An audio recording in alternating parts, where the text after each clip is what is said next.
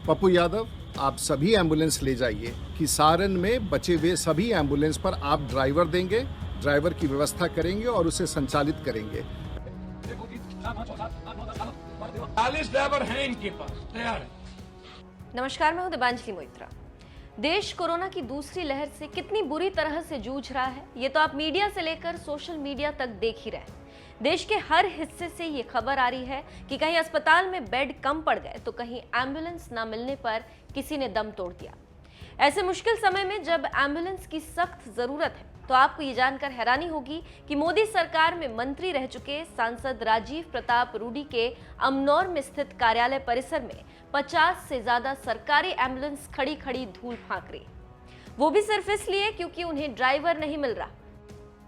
इसी मामले में बिहार के ही दिग्गज नेता पप्पू यादव ने बीजेपी सांसद राजीव प्रताप रूडी को जमकर लताड़ लगाई। दरअसल बिहार के सारण सीट से बीजेपी सांसद राजीव प्रताप रूडी के कार्यालय परिसर में 50 से ज्यादा एम्बुलेंस खड़ी होने का ये मामला पूर्व सांसद पप्पू यादव ने ही उठाया, जिन्होंने शुक्रवार को कपड़े से ढकी एम्बुलेंस की वीडियो पोस्ट करते हुए इस मामले की जांच कराए जाने की मांग की थी। उन्होंने ट्विटर पर लिखा था, बीजेपी के पूर्व केंद्रीय मंत्री राष्ट्रीय प्रवक्ता राजीव प्रताप रूडी जी के अमनौर स्थित कार्यालय परिसर में दर्जनों एम्बुलेंस बरामद।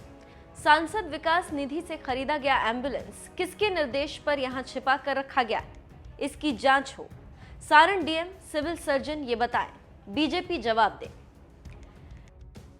जन अधिकार पार्टी के अध्यक्ष पप्पू यादव ने खुद वहां मौजूद होकर लोगों को दिखाया कि किस तरह से देश में लोग जहां एम्बुलेंस के अभाव में दम तोड़ रहे हैं तो वहीं बीजेपी सांसद के गांव में एम्बुलेंस धूल फांक रही।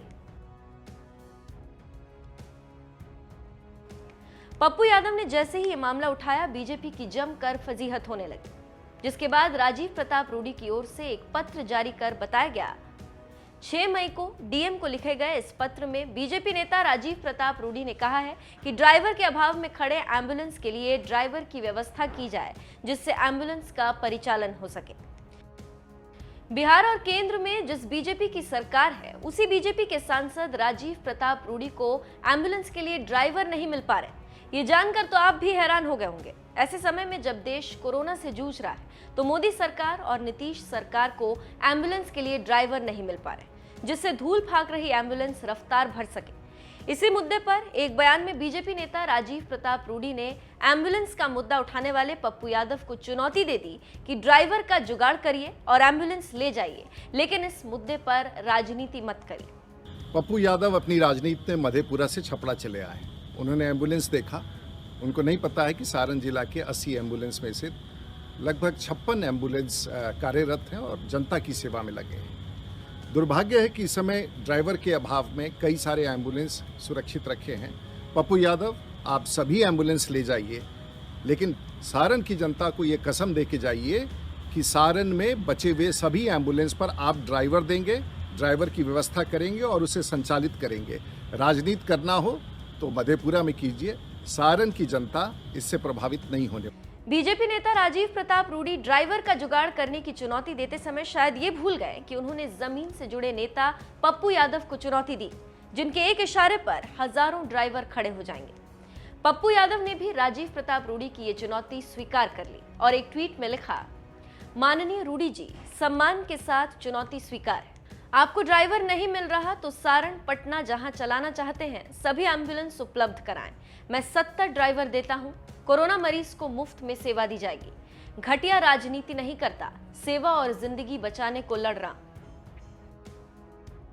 एक और ट्वीट में पप्पू यादव ने मोदी सरकार के स्किल इंडिया स्कीम की पोल खोलते हुए लिखा, रूडी जी केंद्र में कौशल विकास मंत्री थे तो 17 अक्टूबर 2016 को छपरा में केंद्रीय मंत्री नितिन गडकरी जी और बीजेपी नेता सुशील मोदी से पीएम कौशल विकास योजना के तहत चालक प्रशिक्षण संस्था का उद्घाटन करवाया था। 5 साल में 70 ड्राइवर भी वहां ट्रेन नहीं हुए जो एम्बुलेंस चला सके, पर हम आज देंगे ड्राइवर। पप्पू यादव ने अपने ट्वीट के साथ उद्घाटन की तस्वीर और केंद्रीय मंत्री नितिन गडकरी के एक पोस्ट को भी शेयर किया, जिसमें नितिन गडकरी खुद कह रहे हैं कि छपरा बिहार में एक चालक प्रशिक्षण संस्था का उद्घाटन किया। कुशल चालकों की कमी सड़क सुरक्षा को प्रभावित करती, इस चालक प्रशिक्षण संस्था द्वारा कौशल के माननीय प्रधानमंत्री नरेंद्र मोदी जी के दूरदृष्टि को महसूस किया जा सकता है।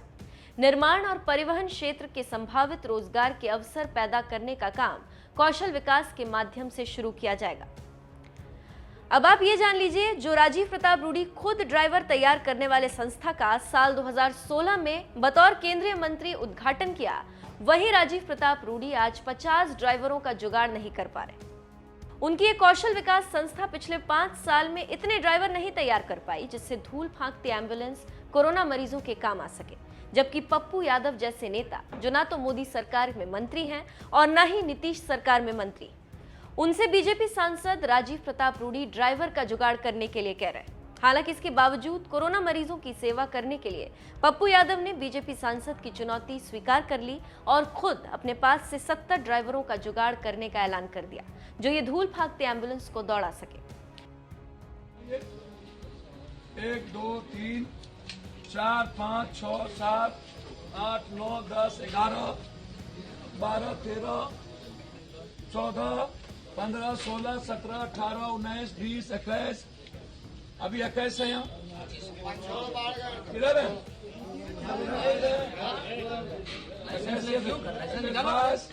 22, 23, 24, लाइसेंस निकालो।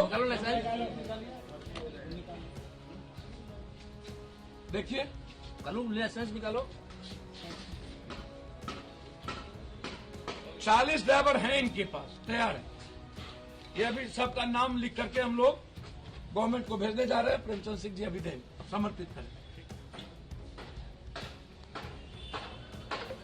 आपको बता दें, जिन एम्बुलेंस के मुद्दे पर पप्पू यादव ने राजीव प्रताप रूडी को घेरा है, वो एम्बुलेंस इस साल सांसद निधि से खरीदी गई थी और सभी एम्बुलेंस पर साल 2019 लिखा हुआ है। यानी ये एम्बुलेंस 2019 में ही सड़कों पर आ जानी चाहिए थी, लेकिन आज तक सिर्फ धूल ही फांक रही। ऐसे में अब आप ही बताइए, एम्बुलेंस के मुद्दे पर कौन राजनीति कर रहा है, बीजेपी सांसद राजीव प्रताप रूडी या पप्पू यादव? अपनी राय हमें कमेंट कर जरूर बताएं।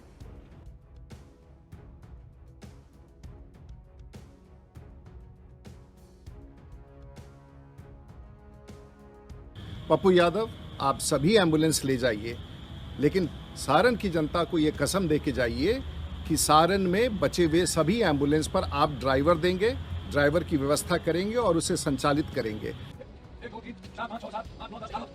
40 ड्राइवर हैं इनके पास, तैयार है।